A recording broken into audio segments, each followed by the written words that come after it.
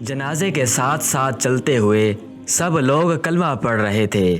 جنازہ گاہ بھی کچھ فاصلے پر تھا۔ تبھی مجھے اپنے ساتھ چلتے ہوئے شخص کی دھیمی مگر صاف آواز سنائی دی، یا اللہ اسے بے حساب اجر دینا، اللہ اسے بے حساب اجر دینا۔ وہ بار بار یہی بات دہراتا رہا تھا۔ تدفین کے بعد میں نے اس سے پوچھا، مرحوم کا آپ کے ساتھ کیا رشتہ تھا؟ بولا کچھ بھی نہیں، وہ میرا کوئی بھی نہیں تھا۔ مطلب؟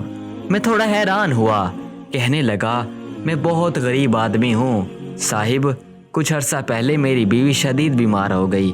اس کے آپریشن کے لیے لمبی چوڑی رقم کی ضرورت تھی جو میرے بس سے باہر تھی۔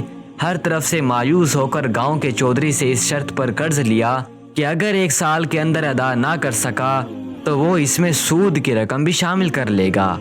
اس وقت میں دکھ اور غم سے نڈھال تھا اور ضرورت مند بھی، اس لیے مان گیا، لیکن جلد ہی احساس ہو گیا کہ اتنی بڑی رقم تو میں کئی سالوں تک ادا نہیں کر سکوں گا۔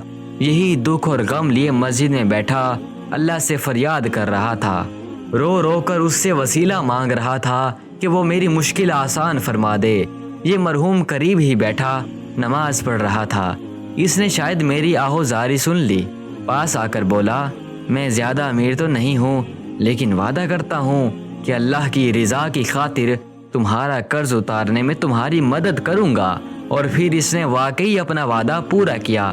اللہ کا فرمان ہے صاحب کہ کسی کے قرض کا بوجھ اتارنے والے کو 18 گنا زیادہ ثواب ملے گا۔ تو میں اللہ سے دعا کر رہا تھا کہ اسے بغیر گنے بے حساب اجر عطا فرمائے۔ جس نے اللہ کی رضا کی خاطر میری مدد کی تو کیا میں اس کے لیے بہترین اجر کی دعا نہ کروں؟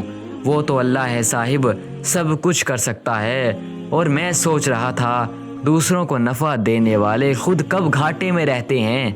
چراغ سے چراغ یوں ہی جلتے